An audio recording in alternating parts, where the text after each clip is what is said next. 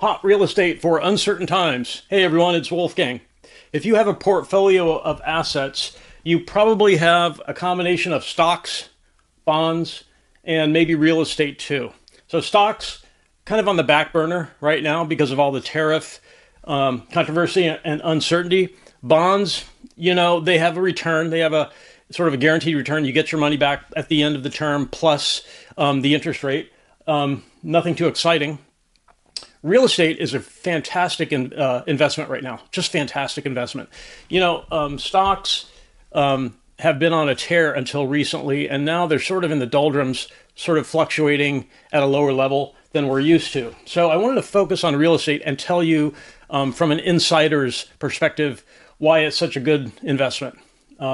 So especially now, because homes are relatively unaffordable.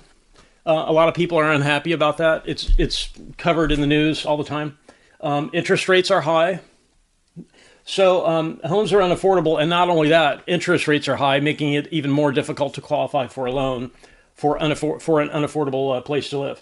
So there are more people who want to rent right now because of these reasons. Now, if homes were cheap and interest rates were low, totally different story. And there have been times like that in the past where there was an oversupply of homes and interest rates were low. I will give you an example when there was an oversupply of homes. After the 2008 and 2009 crash, oh boy, was there an oversupply of homes. You couldn't give them away. The only way you could give away a home is if you gave it back to the bank, and tons of people were doing that. So those sorts of situations do occur, but right now that's not happening. Homes are relatively unaffordable and interest rates are too high, probably too high. Time will tell if that's the case. So there are more people who want to rent right now. And there's always a certain percentage of people who do not want to own and care for a house. They don't want to have to cut the grass. They don't want to have to pay $20,000, $30,000 to put a new roof on their home. They would rather not have to call a plumber and then pay the plumber and wonder whether or not they overpaid. They'd rather make one monthly payment, the rent payment, and everything else is taken care of. It's a perfect solution for someone who wants a really simple situation that's very predictable. The rent, for the duration of the 1-year lease is not going to go up. If there are any maintenance issues, you don't have to come out of pocket for that. You don't have to pay for those. Sometimes there's a small, a nominal amount that you have to pay towards repairs, but for the most part, the landlord, the property manager, takes care of all that stuff, and you definitely never have to put a roof over a rental property. So a lot of people really don't want to own a house. That might sound hard to believe, but I know people who are like that. They don't want to have to cut the grass. They don't want to have to worry about expensive repairs. What if the air conditioning goes out?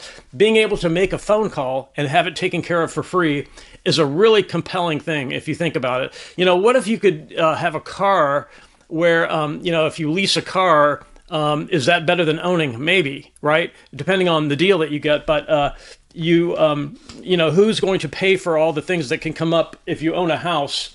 The landlord does if you're a renter, right? So there are a lot of reasons people want to rent right now, but these two things in particular are the most pressing things.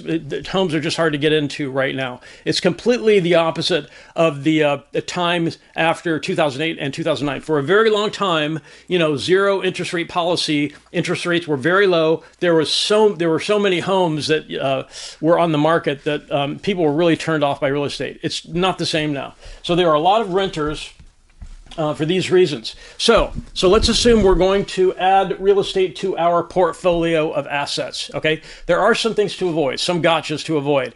Now, I don't mean to be controversial here. So if any of these apply to you, you're already involved in them. I'm just saying for the general case, for the general person. Like as an example, a gotcha to avoid: coastal areas. On both coasts, in California, New York, on both sides of the country. Insurance is an issue, and high taxes are definitely an issue too on the coasts. Coastal areas are also more subjected to unusual weather, right? And in California, there are earthquakes. In fact, in California, because we live there for a long time, earthquakes, droughts, mudslides, and fires. Just some massive things that in the environment that can crop up that don't occur in most of the other parts of the country. As an example, Phoenix. I lived in Phoenix for a while. There's no unusual wild weather situations. It does get hot in the summer, but it's much more predictable than the coast. So coastal areas, if you're going to buy real estate, unless you're already there and you prefer to stay there, I don't recommend buying on the coasts. Okay, short-term rentals. So do you really want the headache of operating a hotel while the cities they've gone to war against short-term rentals in some places, right? Because they have all these ideas that short-term rentals are causing problems. Whether you agree with those or not, I tend to doubt that short-term rentals are affecting are an adverse thing for cities, but that's just my opinion. But in general, do you really want the headaches? Because I know people who have done this with the short-term rentals, and you really have to be on top of the cleaning, and there are issues where I owned some rentals next to someone who owned rentals, operated as short-term rentals, and my tenants used to complain bitterly about huge numbers of people showing up, trashing that property, making a lot of noise, cops showing up, wild parties, drugs and alcohol. So do you really want that headache? And right next door to that situation, my rental properties were annual leases. I didn't really have any problems with those people. They tended to be hooked into the local scene. Their kids attending the local schools. They're working a job locally. They're not coming to a short-term rental to create problems. So I don't think short-term rentals is a good idea. They can work sometimes, but there are other rentals that work pretty much all the time. And I will discuss this. Okay, so college rentals. This is another gotcha to avoid because most students go home for the summer, unless they live locally and they're attending school locally, which is generally not the case. Most people attend either an out-of-state school or an out-of-town school for college, and then they disappear for the whole summer, right? So there are some ways to try to mitigate that. For example, you could ask students to sign a 1-year lease, and if they complain, hey, I go home for the summer, you can tell them, well, if you're not going to commit to a 1-year lease, I can't rent to you. You can try that. But I would have, and do you really want to rent to college kids, right? Because judgment of younger people is different. I'm not saying it's wrong. I'm not saying it's bad. But judgment of younger people is different from the judgment of people who have kids, who are working in the local community. It's just a different sort of situation. If you're operating a rental that caters to people who work in the community, who have kids attending the local schools, that's kind of, I would prefer that over college rentals. So the best option if you're thinking about adding real estate to your asset portfolio, because of the uncertainty we have with stocks and so on, the best option might be 2 units, 3 units, or 4 unit properties, okay? Owner occupied. In other words, instead of buying a home to live in, buy a 4 unit property and live in one of the units. The other units you rent out for income. So I've actually done that. Early in my career, I actually did that. So the way it works is you live in one unit and the others provide income to pay the mortgage. So if you're wondering what being a landlord is like, the key thing to make it work is to screen your tenants. You can look up online how to screen tenants for rental properties, but that's the key to making it work, okay? So why did I say 2, 3, or 4 units owner occupied might be the best choice? Because you can get an FHA loan for only 3% to 5% down payment if it's owner occupied. You buy a 4 unit property, you live in one of the units, that's considered owner occupied. 3 to 5% down. So here's an example. A 4 unit property that costs $500,000, okay? 3% is only $15,000. So you can buy a property with only $15,000 down payment that provides you with income. And generally the income annually is going to be far more than your down payment. You'll get the down payment back within the first year. So that's 3%. A 5% down payment on that sort of property would be $25,000 down. $25,000 down, an FHA loan. So you can see that with these smaller properties, they're not so big that you would get freaked out about the landlording issue.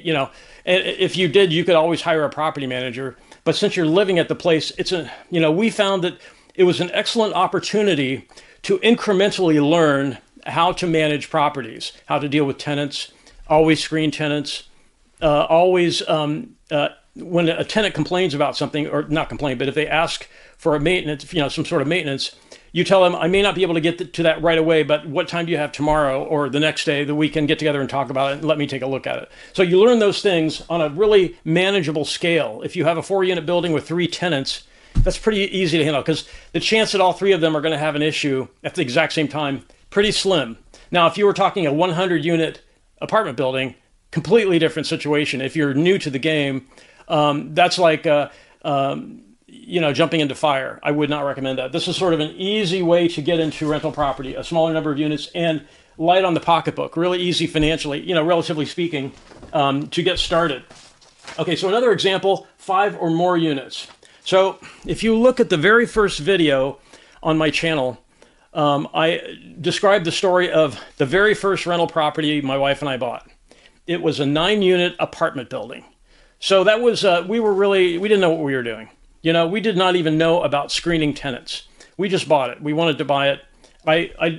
In that video, it's the very first video on my channel, I explain what led me to buy that. Okay, so it's an interesting story. You might want to check that out. But 5 or more units is considered, in the vernacular, in the jargon of real estate, it's called commercial residential property. The cool thing about it is this, and I noticed this right away with 9 units.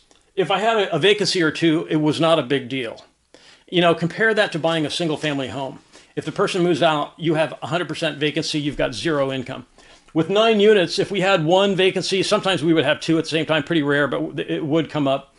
We had all the other units income to pay all of the expenses. So it's much easier to make money with, the more units you have, okay?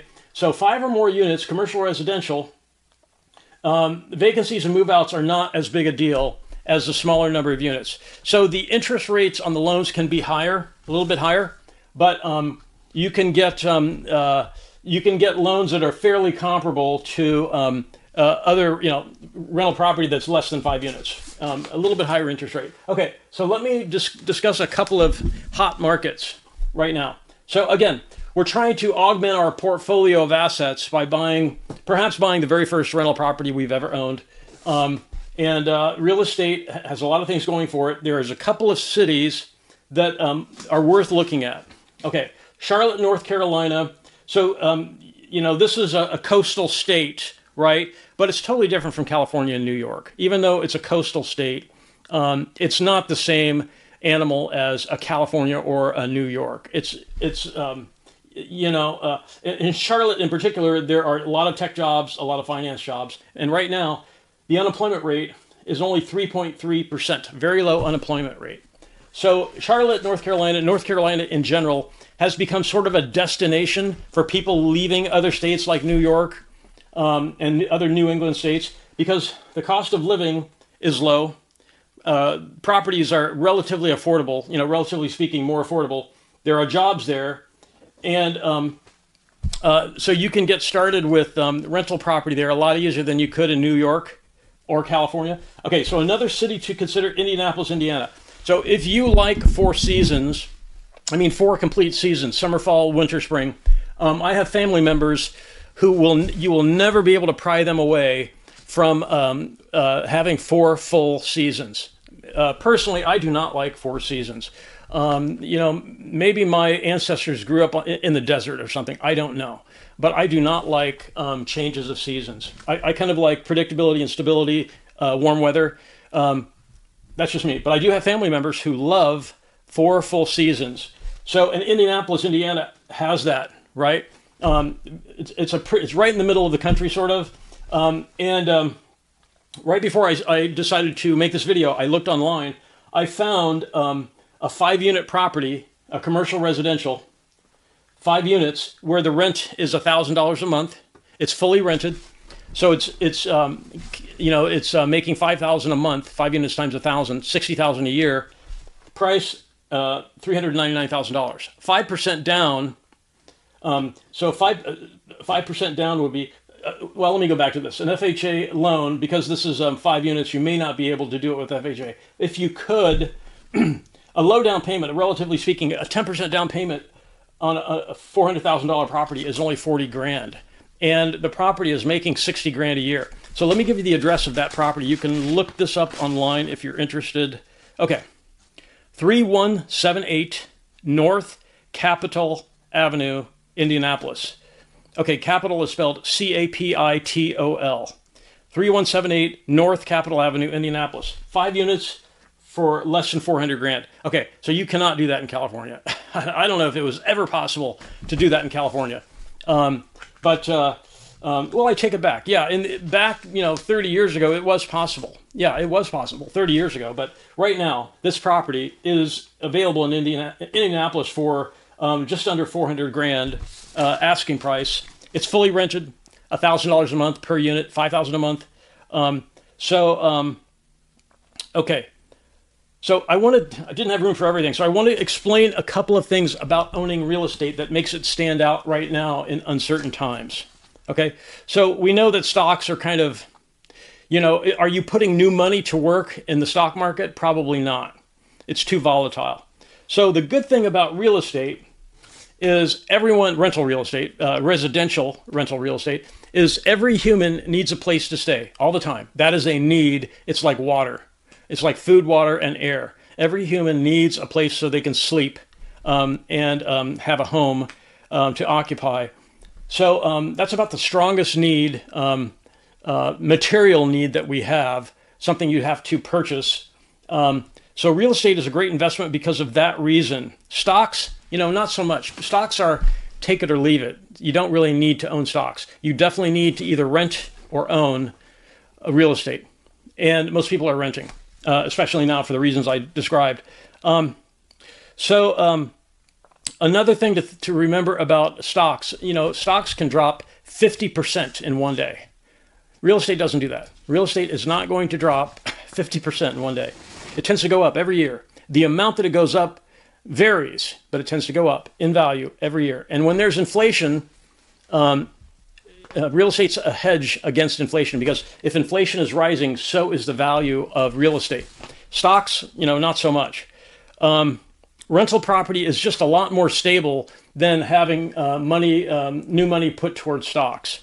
The other thing is there's this issue of depreciation you can use to shelter your income from other sources. So if you own 2, 3, or 4 units, you get to write off an expense. It's called an expense, but it does not require you to take money out of your pocket. It's called depreciation. You get to deduct a portion of the value of your property every year. And that shelters your income from other sources. So stocks, there's no such option. So there are a lot of tax breaks with owning real estate. You get to write off the interest on the mortgage. If you bought a home to live in, you can't do that. Well, I take it back. I take it back. The mortgage interest you can't. Property taxes, depending on the state. California, they capped it at 10%. I want to be careful here. I've got to make sure I'm saying this correctly.